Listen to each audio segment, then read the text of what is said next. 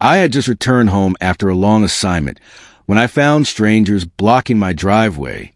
The HOA president stood beside my front gate, waving a violation notice. She screamed that I was trespassing on my own property.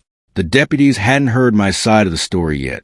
Karen insisted I was an armed intruder trying to enter a vacant home. Without asking questions, the deputies moved toward me cautiously. I raised my hands and remained completely calm. Sometimes patience is stronger than panic. The deputies placed me on my knees while Karen smiled with satisfaction. She believed she had finally removed the man she hated. Neighbors watched from their driveways in complete silence. No one knew the truth. One deputy searched my pockets for identification. Another carefully checked my wallet. Karen kept demanding they arrest me immediately. Then something unexpected happened. The deputy suddenly froze while staring at a metal badge inside my wallet. His expression changed instantly. He quietly handed the badge to the sheriff. Everything became silent. The sheriff examined the badge carefully before looking directly at me. His face immediately filled with recognition. Karen still had no idea what was happening.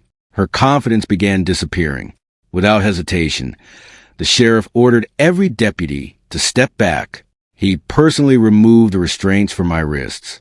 Karen watched in complete disbelief. The situation had completely changed. The sheriff apologized in front of everyone gathered outside. He explained exactly who I was. Karen's face turned pale. The crowd suddenly understood why I never argued. Karen tried blaming everyone except herself. She insisted it was all a misunderstanding. But every conversation had been recorded. Her own accusations became the evidence. The sheriff finally informed Karen she had filed a false emergency report. Her smile disappeared instantly. The woman who demanded my arrest now faced serious consequences. Justice had finally arrived. The sheriff asked Karen one simple question. "Do you have any proof this man doesn't live here?" She opened her folder with confidence. Seconds later, that confidence completely disappeared. I quietly unlocked my front gate with my own key. The heavy iron gate opened without hesitation. Every deputy immediately understood who owned the property. Karen stood frozen in complete embarrassment. Property records appeared on the sheriff's patrol computer. My name was listed as the legal owner. Karen's accusation collapsed in front of everyone. There was nothing left for her to argue. Neighbors slowly stepped forward to tell their own stories. Many admitted Karen had abused her authority for years. The sheriff carefully recorded every statement. The investigation suddenly became much bigger. The sheriff informed Karen that filing a false emergency report was a criminal offense. Her voice became quieter with every word. The same woman who demanded my arrest now faced questioning herself. The entire neighborhood watched in silence. Deputies collected Karen's paperwork as evidence. Every document was carefully photographed. The sheriff ordered copies of the HOA records. Karen realized this wasn't ending the way she planned.